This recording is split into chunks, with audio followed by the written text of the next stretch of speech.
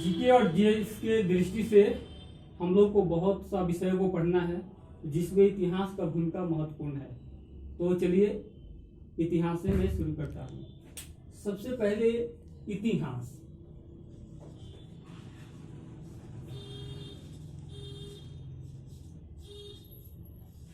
ये हुआ इतिहास। इतिहास को इंग्लिश में हिस्टोरी बोलते हैं। क्या बोलते हैं? हिस्टोरी। स्टोरी। अब इतिहास को हिस्टोरी बोलते हैं। सबसे पहला क्वेश्चन, इतिहास के जनक कौन है? तो इतिहास के जनक हेरोडोटस या हीरोडोटस, दोनों सेम नाम है, लेकिन कहने का मतलब उच्चारण का एक कहना। तो हेरोडोटस या हीरोडोटस है। अब इतिहास का परिभाषा कौन बताएगा? सबसे अच्छा परिभाषा? अरे इति मैंने बीती, हर्ष मैंने कहा, ये तो 5वीं कक्षा का है। आप लोग ग्रेजुएट हैं, ग्रेजुएट की तरफ से बोलिए तो अच्छा लगेगा। ठीक है, कोई बात नहीं, मैं बता रहा हूँ। इतिहास का अतीत काल की घटनाओं से रूबरू कराने वाले शास्त्र को हम लोग इतिहास कहते हैं। क्या कहते हैं? अतीत काल की घटनाओं से रूबरू कराने वाले शास्त्र को हम लोग इतिहास कहते हैं। अतीत मतलब पुराना, रूबरू उसे पूर्ण रूप से अवगत कराना। जो किताब, जो शास्त्र, जो ग्रंथ कराता है उसे इतिहास कहते हैं। अब चलिए इतिहास को हम लोग दो भाग में बांटते हैं। कितने भाग में बांटते हैं? दो भाग में बांटते हैं। ये हो गया, दो भाग में बांटते हैं। पहला भारत का इतिहास। पहला हो गया आपका भारत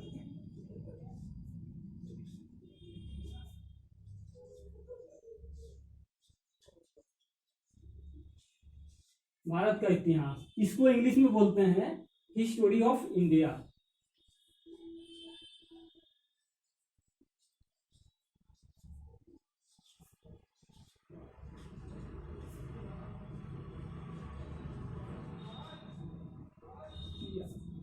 और दूसरा है क्या? विश्व का इतिहास। उसको बोलते हैं वर्ल्ड ऑफ हिस्टोरी। दूसरा क्या हो गया? विश्व का इतिहास। विश्व का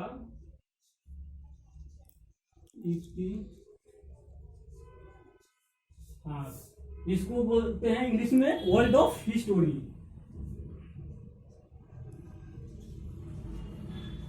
वर्ल्ड ऑफ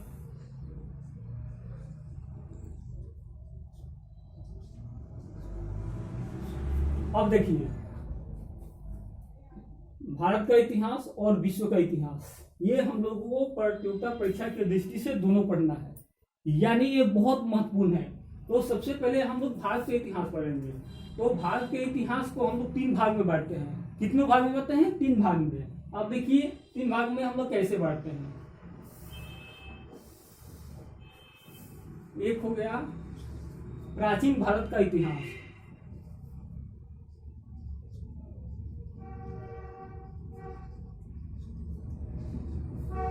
प्राचीन भारत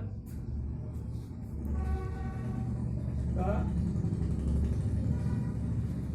इतिहास, इसको इंग्लिश में बोलते हैं इंडियन एनिशेंट हिस्ट्री। इसको प्राचीन भारत के इतिहास को क्या बोलते हैं? Indian ancient history. इंडियन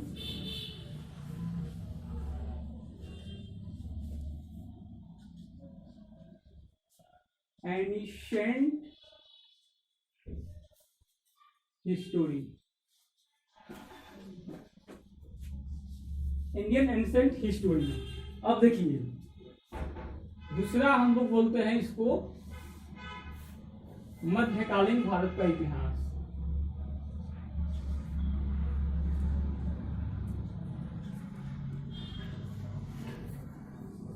मध्यकालीन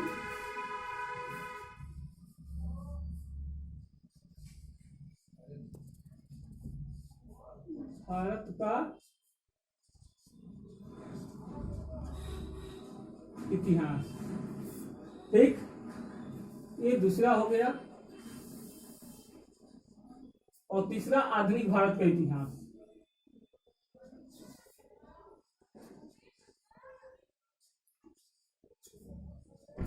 आधुनिक भारत का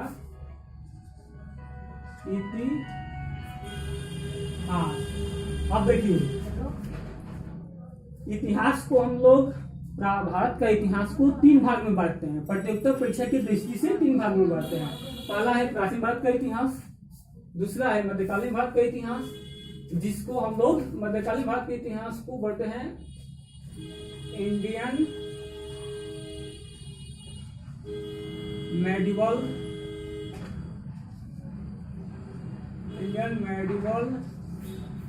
हिस्टोरी, और इसको बोलते हैं तीसरा आधुनिक भारत इतिहास को, इसको बोलते हैं इंडियन मॉडर्न हिस्टोरी। क्या बोलते हैं? Indian modern history. Indian modern history. Indian modern history. अब देखिए, भारत का इतिहास को 3 भागों में बांटते हैं। प्राचीन भारत का इतिहास, दूसरा मध्यकालीन भारत का इतिहास, तीसरा आधुनिक भारत का इतिहास। अब सोचिए थोड़ा ध्यान से, इतिहास को 3 भाग में क्यों बांटते हैं? प्राचीन मतलब सबसे पुराना। अब देखिए, आधुनिक जो अभी चल रहा है, दोनों के बीच में जो बच गया उसको बोलते हैं मध्यकालीन, यानी बीच का इतिहास। तो देखिए, यहाँ पर जो इंडियन मेडिवल हिस्टोरी है, ये बीच का इतिहास है। प्राचीन भारत का इतिहास यानी इंडियन एनिसेंट हिस्टोरी, ये है शुरू का। शुरू से पता चलता है कि हमारे पूर्वज पहले कैसे थे, कैसे उनकी उत्पत्ति हुई, कहाँ से आए, किस प्रकार आते थे, कैसे वो क्या करते थे, और आदमी का हुआ जो आजकल के हम लोग का भारत की स्थिति क्या है। तो सबसे पहले प्राचीन भारत के इतिहास को में हम लोग पढ़ेंगे पाषाण काल। अब यहाँ पर आता है पाषाण काल।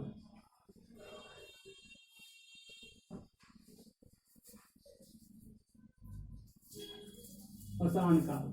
अब देखिए, पाषाण काल से स्पष्ट हो जाता है, पाषाण मतलब पत्थर, काल मतलब समय। अब देखिए यहाँ पर ये पाषाण काल हो गया। और पाषाण काल को हम लोग पत्थर का समय भी बोल सकते हैं। ये देखिए, पत्थर का काल। अब आप सोचे, पाषाण काल, पत्थर का काल, ये दोनों क्या है? दोनों एक ही चीज है। पाषाण काल मतलब पत्थर का काल। पाषाण काल का परिभाषा है, पाषाण काल उस काल को कहते हैं जिसमें हमारी पाषाण काल के मानव अपनी आवश्यकताओं की पूर्ति पत्थर के बने उपकरणों से करते थे, उसे पाषाण काल कहते हैं। क्या कहते हैं? पाषाण काल उस काल को कहते हैं जो हमारे पूर्वज पाषाण काल में पत्थरों के बने उपकरणों से उपयोग करते थे, उसे पाषाण काल कहते हैं। अब स्पष्ट हो जा रहा है, पाषाण मतलब पत्थर, काल मतलब समय। अब देखिए, अब ये पाषाण काल को हम लोग 3 भाग में बांटते हैं। इसको कितना भाग में बांटते हैं? 3 भाग में बांटते हैं। पहला हो गया पूरा पाषाण काल, ठीक है। दूसरा हो गया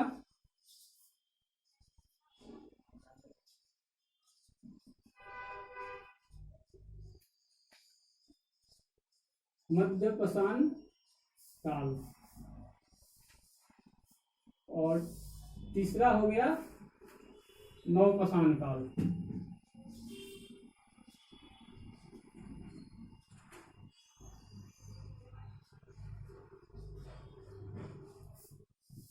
अब देखिए, पूरा पाषाण काल, ये है पाषाण काल मतलब पत्थर का काल। पत्थर के काल को हम लोग 3 भाग में बांटते हैं। अब प्रथम में सबसे पुराना पत्थर का काल, सबसे नया पत्थर का काल। तो सबसे पुराना पत्थर काल को हम लोग बोलते हैं पुरापाषाण काल, जो अभी चल रहा है। उसके बाद नवपाषाण काल, मतलब नया पत्थर का काल। और जो बच गया दोनों को, उसको बोलते हैं मध्य, यानी बीच वाला पत्थर का काल। तो पुरापाषाण काल को हम लोग अंग्रेजी में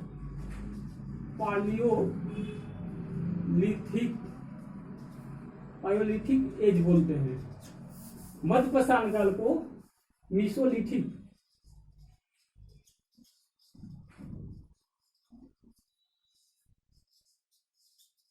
एज बोलते हैं। और जो नवपाषाण है इसको नियोलिथिक बोलते हैं।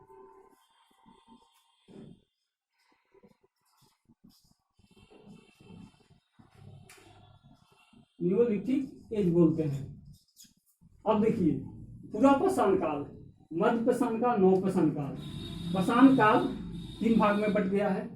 पाषाण काल मतलब पत्थर का काल। जो भी कुछ उस समय के मानव करते थे वो पत्थर के बने उपकरणों से करते थे, इसलिए इसको पाषाण काल कहा गया। पाषाण काल मतलब पत्थर का काल होता है, पत्थर के माध्यम से लोग करते थे। अब इस पत्थर काल को 3 भाग में बांटा है, पुरापाषाण काल, मध्यपाषाण काल, नवपाषाण काल। अब पुरापाषाण काल को अंग्रेजी में पालियोलिथिक एज कहते हैं, मध्यपाषाण को मेसोलिथिक एज कहते हैं, नवपाषाण को नियोलिथिक एज कहते हैं। अब पुरापाषाण काल का कब उत्पत्ति हुआ, अब आइए इसके बारे में जानते हैं। इसका उत्पत्ति 25-20 लाख साल पूर्व से लेकर 12,000 साल पूर्व तक माना जाता है इसका काल। अब देखिए इसका काल,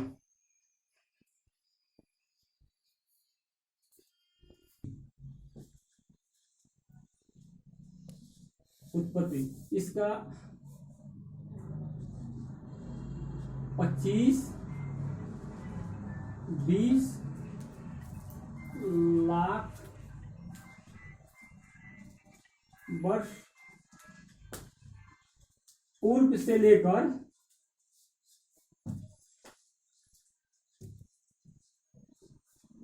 12,000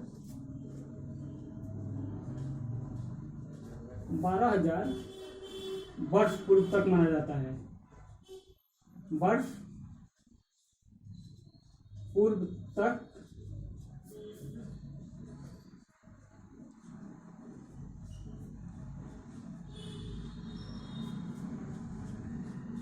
माना जाता है। इसका जो समय है 25-20 लाख साल पूर्व से लेकर 12,000 वर्ष पूर्व तक माना जाता है। यानी इस दौरान जो पाषाण काल है ये हमारे पूर्वजों की प्रारंभिक काल, इसको प्रारंभिक काल भी कहते हैं। पुरापाषाण काल को दूसरा नाम प्राग इतिहास काल या प्रागैतिहासिक काल भी कहते हैं।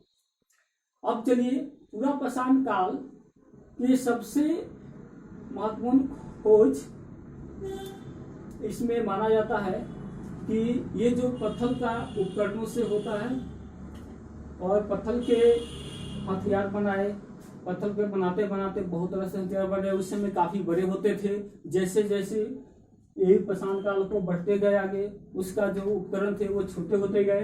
तो यहाँ पर जो पाषाण काल है, पूरा पाषाण काल है, अब इसको जो कुछ भी लोग बनाते थे पत्थर के ही बनाते थे, वो अपने हिसाब से बनाते। अब क्वेश्चन आता है, पूरा पाषाण काल के मानव पूर्वज वो लोग क्या करते थे। मतलब यहाँ पर क्वेश्चन नंबर 1 आ जाएगा, पूरा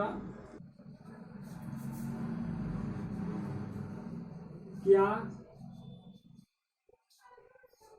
करते थे। अच्छा, दूसरा क्वेश्चन, वे कहाँ रहते थे। पूरा पाषाण काल के लोग क्या करते थे, वे कहाँ रहते थे, क्या खाते थे।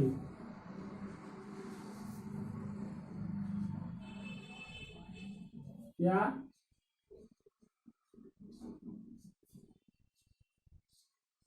खाते थे। अब देखिए, पूरा पाषाण काल के लोग एक जगह से दूसरे जगह भटकते फिरते रहते थे भोजन की तलाश में। वो लोग कच्चा मांस, मछली, जीव जंतु, फल मूल, कदमूल, पत्ता, पेड़ पौधे के पत्ता इत्यादि वे लोग उसको शिकार करते थे। और बड़े बड़े जानवरों को वो लोग शिकार करते थे। तो क्या करते थे? पहला क्वेश्चन है, पूरा पाषाण काल के मानव क्या करते थे? तो पूरा पाषाण काल के मानव क्या करते थे? सिंपल सी बात है, शिकार करते थे। यानी शिकार, वो शिकार करते थे। भाई शिकार क्यों करते थे? वो शिकार इसलिए करते थे कि वो एक जगह से दूसरे जगह जाते थे, वहां पर उन लोगों की खाने की मिल जाती थी जीव जंतु। जंगल में बहुत से जानवर थे, उसको वो लोग पत्थर के उपकरण के माध्यम से उसको शिकार करते थे और वो शिकार किया हुआ वो लोग खाते थे। अब यहाँ पर क्वेश्चन आ गया, वे कहाँ रहते थे? तो सबसे पहले वो पहाड़ की गुफाओं में,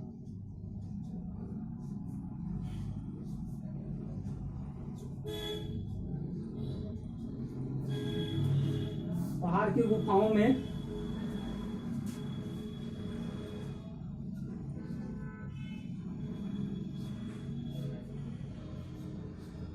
नदियों के किनारे, पहाड़ की गुफाओं में नदियों के किनारे और शिलाश्रय मतलब पर्वतों पर, पर्वतों पर। अब क्वेश्चन होता है, पहाड़ की गुफाओं में कब रहते थे? नदियों के किनारे कब रहते थे? पर्वतों पर कब रहते थे? पहाड़ की गुफाओं में काफी सर्द ऋतु जब शुरू होता था तो सर्द से बचने के लिए वे पहाड़ की गुफाओं में रहते थे। जंगली जानवरों को आक्रमण से बचने के लिए पहाड़ की गुफाओं में रहते थे। बरसात के दिनों में बारिश से बचने के लिए पहाड़ की गुफाओं में रहते थे। अपने आप को सुरक्षित रखने के लिए पहाड़ की गुफाओं में रहते थे। अब बात है नदियों के किनारे। तो नदियों के किनारे कब रहते थे? खाना खाएंगे, निश्चित है कि प्यास लगेगी, तो उस समय वे लोग नदी के किनारे रहना शुरू किया।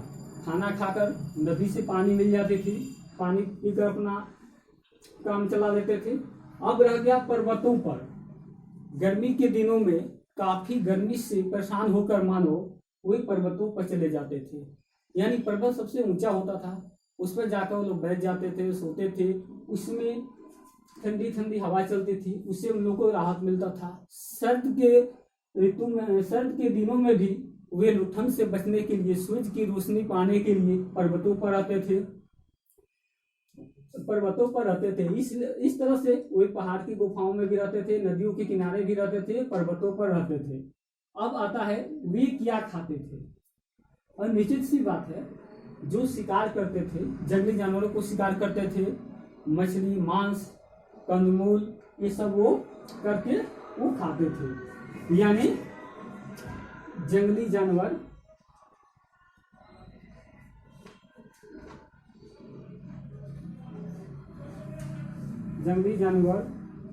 फल, कंदमूल तथा मांस और मछली, मांस एवं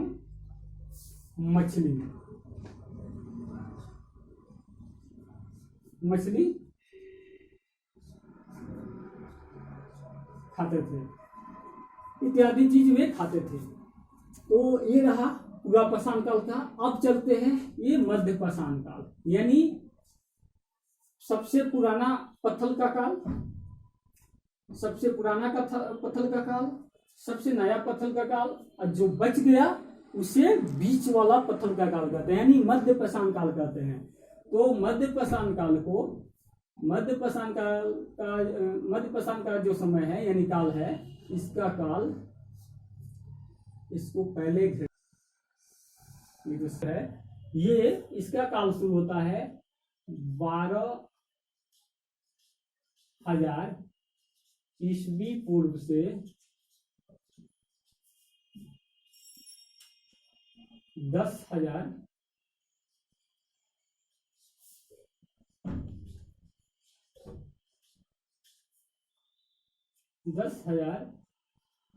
ईस्वी पूर्व, ईस्वी पूर्व से लेकर 10,000 ईस्वी पूर्व तक इस काल को मानते हैं। मध्य पाषाण काल मतलब मध्य हुआ। मध्य पाषाण काल को एक और नाम जानते हैं जिसे लघु पाषाण कहते हैं। लघु पाषाण काल कहते हैं जिसे माइक्रोलिथ कहते हैं। इंग्लिश में लघु पाषाण को माइक्रोलिथ कहते हैं। माइक्रोलिथ मतलब होता है पत्थर के छोटे छोटे टुकड़े। अब देखिए मध्य पाषाण काल में अब यहाँ पर मानव खेती करने लगे, पशु पालने लगे, शहद पालने लगे, मछली पालने लगे, लेकिन फिर भी वो घुमक्कड़ थे, घुमंटू भूतिया थे। वो एक जगह नहीं रहते थे, वो एक जगह से दूसरी जगह घूमते फिरते रहते थे। लेकिन इसी में जो मध्य पाषाण में लघु पाषाण आया, तो लघु पाषाण काल का जो उपकरण थे वो आधे इंच से 1 इंच के होते थे, यानी 8 सेंटीमीटर के होते थे। वे पत्थर के काफी नुकीले होती थी जिससे वो शिकार करने में आसानी हो सके। उसके बाद हम चलते हैं, जब वो लोग जानवर को मारते थे तो मारने के बाद में उसकी खाल को जो गंदगी होती थी उसको सफाई करने के लिए स्क्रैप का आप लोग नाम सुने होंगे, जिसको उसमें खुरचनी बोला जाता है। खुरचनी के माध्यम से वो साफ करते थे और साफ करके अपना करते थे। उसके बाद आजकल की तरह आजकल जो छेनी है, छेनी की तरह वो लकड़ी की बेडिंग बनाते थे, लकड़ी और हड्डी की बेडिंग बनाते थे जिसे अपना आयकन करते थे। इस तरह से मध्य पाषाण काल में तीर भाला वो बनाते थे, और तीर भाला बनाने के क्रम में उसके सामने का जो मुहाना होता था उसमें साफ्ट में ये जो मध्य पाषाण काल है, मध्य पाषाण के लघु पाषाण काल के जो छोटे छोटे पत्थर के टुकड़े होते थे वो काफी चमकीले होते थे, उसको साफ्ट के रूप में चिपकाते थे। चिपकाने से होता था तो क्या कि जब भी कोई भी जीव जंतु आसानी से शिकार हो जाता था। निश्चित है वो चमकेगा, जीव जंतु समझेगा कि कोई खाने वाला चीज से दौड़ कर जाएगा, तब तक वो शिकार उस तीर या भाले से हो जाएगा। इस तरह से वो लोग करते थे। मानव अस्थि पंजर सबसे पहले मध्य पाषाण काल में ही मिला है। मध्य पाषाण काल का जो है ये बहुत बड़ा एक महत्वपूर्ण है, ये मध्य पाषाण काल में ही मिला है। अब चलते हैं हम लोग यहाँ नव पाषाण काल, मतलब नया पाषाण काल। तो नया पाषाण काल है। अब इसका देखिए नव पाषाण काल का जो समय है, नव पाषाण काल का है ये है 10,000 ईस्वी, 10,000 ईस्वी पूर्व से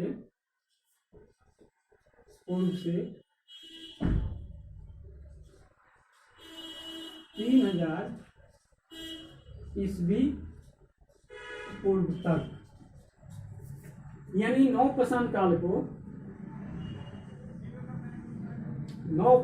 को 10,000 ईस्वी पूर्व से 3,000 ईस्वी पूर्व माना जाता है। ये काल जो है वास्तव में सही में संघर्ष वाला काल है। ये जो काल है इसमें मानव तांबे से अपरिचित थे, लेकिन अस्थायी रूप से रहना, कृषि करना, पशु पालना, शहद इकट्ठा करना, मछली पालना, और पहली बार मृदभान यानी मिट्टी की बर्तन, मृदभान मतलब मिट्टी के बर्तन, चाक पर जो कुम्हार लोग का चाक होता है वो पहली बार मृदभान बनने का यहाँ पर इसका अवशेष मिला है, जो नवपाषाण काल है। इससे क्या हुआ कि मानव में बहुत बड़ा एक क्रांति आ गई। इतना होने के बावजूद भी वो लोग अपना शिकार और कृषि को महत्वपूर्ण मानते थे। शिकार इसलिए करते थे, उन लोग का वो पेशा बन गया था। धीरे धीरे कृषि की तरफ ध्यान देने लगे, उन लोग में विकास आया। ऐसे कहा जाता है कि सबसे प्राचीनतम कृषि का जो अवशेष मिला है वो सिंध और बलूचिस्तान, कहाँ, सिंध, सिंध और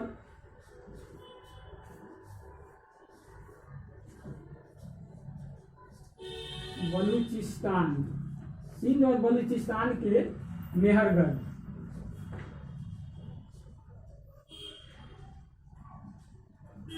मेहरगढ़ से मिला है। कृषि का पहला साक्ष सिंध और बलूचिस्तान की मेहरगढ़ से मिला है, मेहरगढ़ से मिला है, जो अब पाकिस्तान में है, पाकिस्तान में है। यानी सिंध और बलूचिस्तान में कृषि का पहला साक्ष्य मिला है मेहरगढ़ से, जो वर्तमान में पाकिस्तान में चला गया है। वो कब मिला है? 7000 ईस्वी पूर्व में।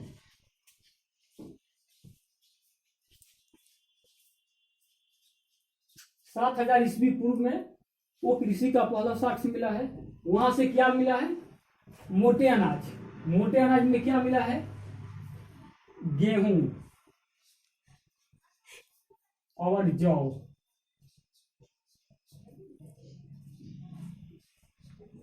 गेहूं और जौ मिला है। लेकिन अभी हाल ही में जो खोज हुआ है वो साबित कर दिया है कि इससे भी पहले कृषि की खोज हो चुकी थी। वो खोज 8000, अभी जो हाल ही में मिला है वो 8000 ईस्वी पूर्व का मानते हैं। 8000 ईस्वी पूर्व पहले नवीनतम कृषि का खोज। ये उत्तर प्रदेश के संत कबीरनगर जिले के लहुरा देवा, संत उत्तर प्रदेश के यूपी के संत कबीर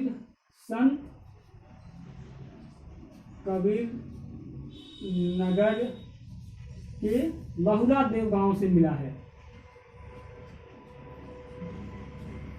लहुरा देवा गांव से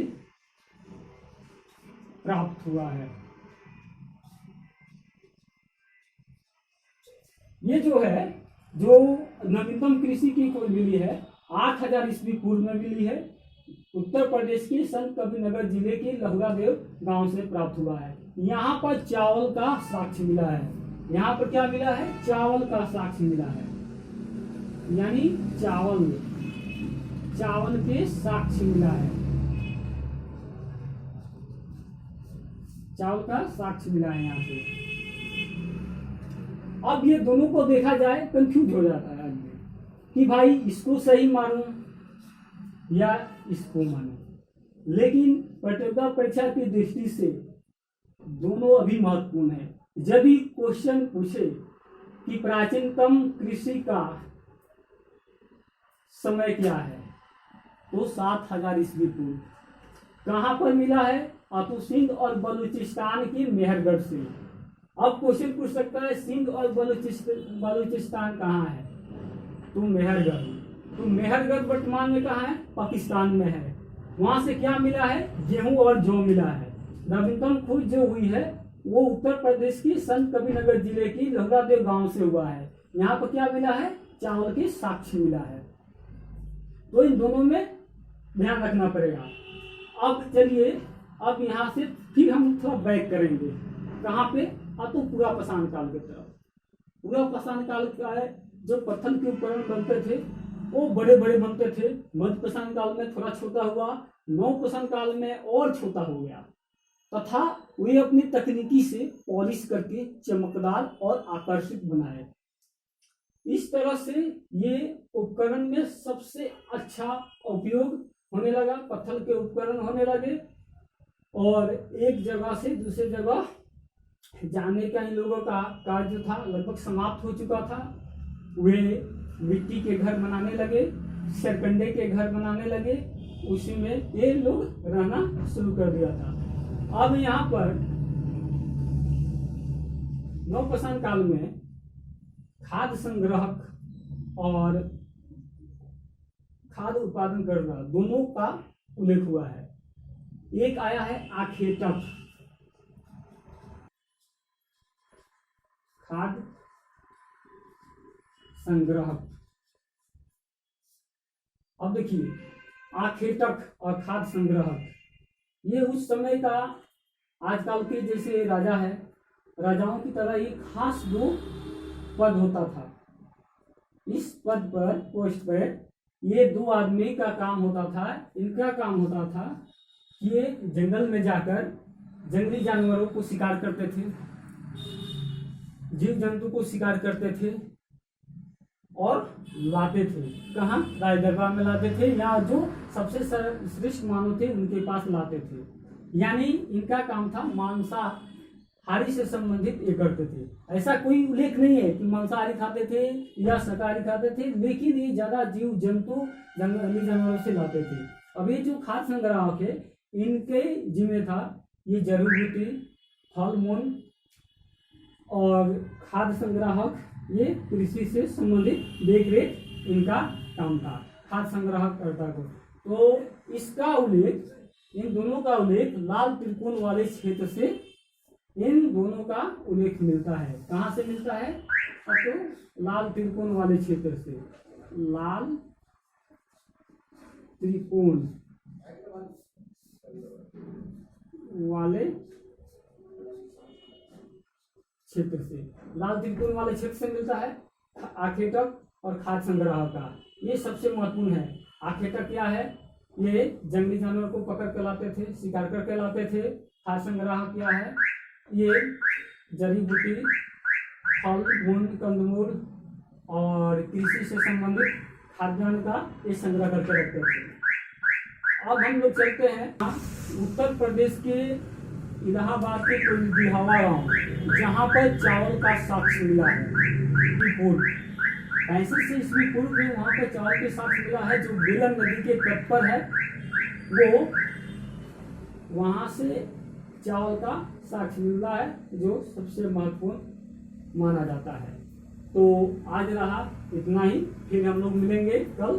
तब तक के लिए आप लोग पूरा इस पर ध्यान दीजिए और जितना हो सके, जितना यहाँ का यहाँ आप लोग कंठस्थ कर लीजिए। घर पे जाकर जितना मैं पढ़ाया हूँ पाषाण काल से संबंधित जितना भी है उसको अपना पढ़िए, फिर अपना एक नया नोट्स बनाइए। देखिए, आपके एग्जाम में एक भी क्वेश्चन नहीं छूटेगा, पूरा का पूरा सॉल्व कर पाइएगा।